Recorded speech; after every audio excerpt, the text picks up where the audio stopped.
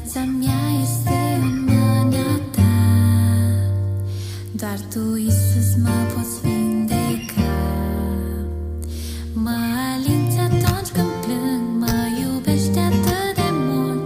Astăzi când despre povestea mea, e povestea sufletului meu. Am fost jos și sus, pășind pe drumul meu. E povestea sufletului meu. Tu mi-ai dat putere să pășesc. E povestea sufletului meu. Tu m-ai prins de mână atunci când mi-a fost greu. E povestea sufletului meu. Tu mi-ai dat putere să pășesc.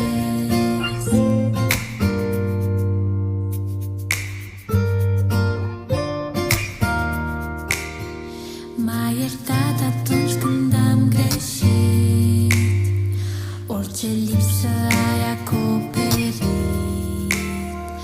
Împreună am scris povestea, am trecut prin toate acestea. Tu faci parte din povestea mea. E povestea sufletului meu. Am fost jos și sus, pășind pe drumul meu. E povestea sufletului meu. Tu mi-ai dat putere să pășesc. E povestea sufletului meu.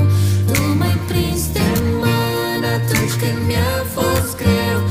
E povestea sufletului meu. Tu mi-ai dat putere să pășesc.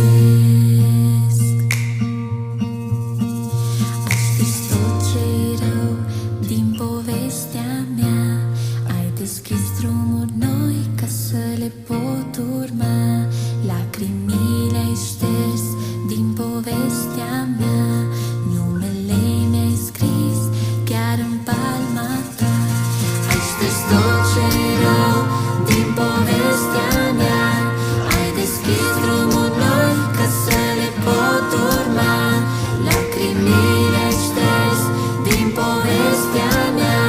Numele mi-ai scris chiar în palma ta.